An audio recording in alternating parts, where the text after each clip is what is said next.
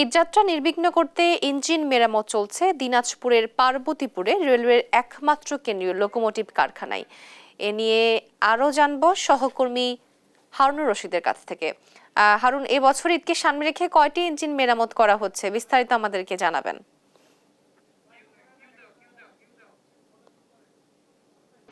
জি, আমি এই মুহূর্তে দাঁড়িয়ে আছি দিনাজপুরের পার্বতীপুর উপজেলায়। এখানে অবস্থিত বাংলাদেশের রেলওয়ের একমাত্র লোকোমোটিভ কারখানা, যে কারখানাটিতে বাংলাদেশের যে কোনো প্রান্তের থেকে যে দুর্ঘটনা কবলিত এবং পোড়া বিভিন্ন ধরনের অকেজ যে রেলের ইঞ্জিনগুলো আছে সেগুলো এখানে মেরামত করা হয় এবং এখান থেকে আউটটার্ন করে বাংলাদেশ রেলওয়েতে সংযোগ করা হয়। এখানে প্রতি বছরে সারাদিনেই কিন্তু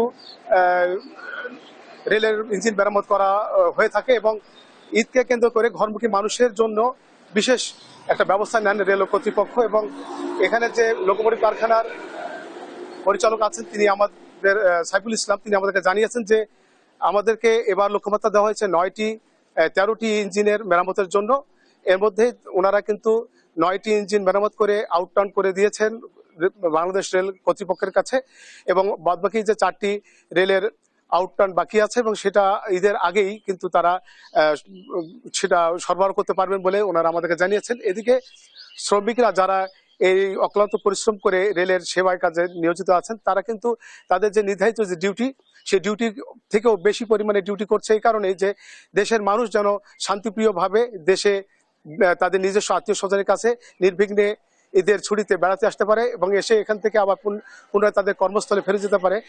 সে কারণে কিন্তু তারা কিন্তু নিরলস পরিশ্রম করে তাদের কাজ করছেন। এতে তাদের কোনো রকম অস্বস্তি দেখা যায়নি, বরং তারা বলছেন যে আমরা খুশি যে দেশের জন্য আমরা কিছু করতে পারছি। তো এই ছিল আমার কাছ থেকে দিনাজপুরের পার্বতীপুর রেলওয়ের লোকোমোটিভ কারখানা থেকে বিস্তারিত। আপনাকে ধন্যবাদ।